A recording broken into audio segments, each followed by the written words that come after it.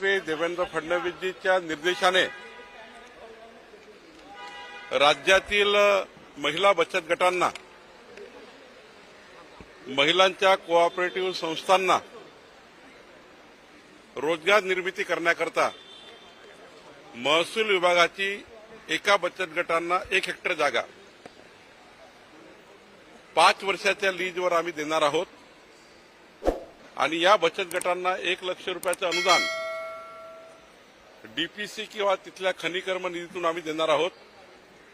बचत गटांनी या 1 हेक्टर जागेमध्ये, एक बचत गट 1 हेक्टर जागा, या जागेमध्ये ग्रासलँड डेव्हलपमेंट करायचं आहे, चारा किंवा बांबू लागवड करायची आहे, नेफियर ग्रास लावायचा आहे। आज जर बचत गटाला आम्ही जर 2.5 एकर जागा दिली, 1 हेक्टर जागा दिली एका बचत गटाला, तर यातनं जे उत्पन्न होणार आहे 4-5 लाख रुपये वार्षिक, हे महिला बचत गटाला मिळेल, सरकार घेणार नाही। हे संपूर्ण जो तिथून जो पैसा होईल किंवा त्या चारामधून जो काही पैसा मिळेल तो पैसा बचत गटाला मिळेल। एकंदरीत एका ग्रुपमध्ये 10 महिलांना एका बचत गटामध्ये रोजगार निर्मिती करता मोठा प्रकल्प महसूल खात्याने हाती घेतलेला आहे।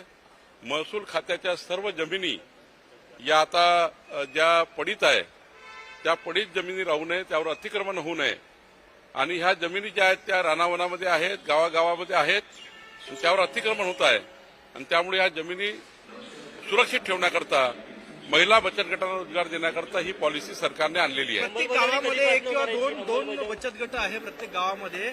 सगळ्या बचत गटांना देणार ना, किती महिला आहे ज्यांना लाभ होईल अंदाजे?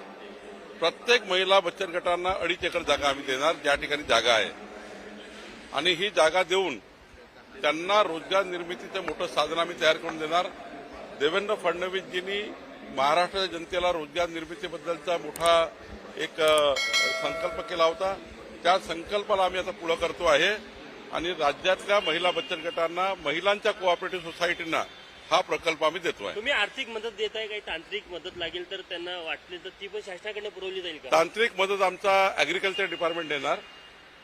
तहसीलदारच्या कंट्रोलमध्ये हे बचत गट करणार।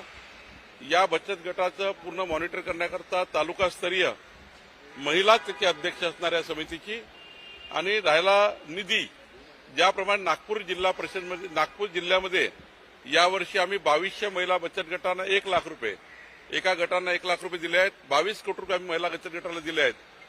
काही मायनिंग फाउंडेशनच्या माध्यमातून आम्ही निधी उपलब्ध केला आहे। असाच निधी आम्ही चारा पॉलिसी करता, बांबू लागवडी करता उपलब्ध करून देणार आहोत। राज्यभरातील किती महिला बचत गटाला याचा फायदा होईल?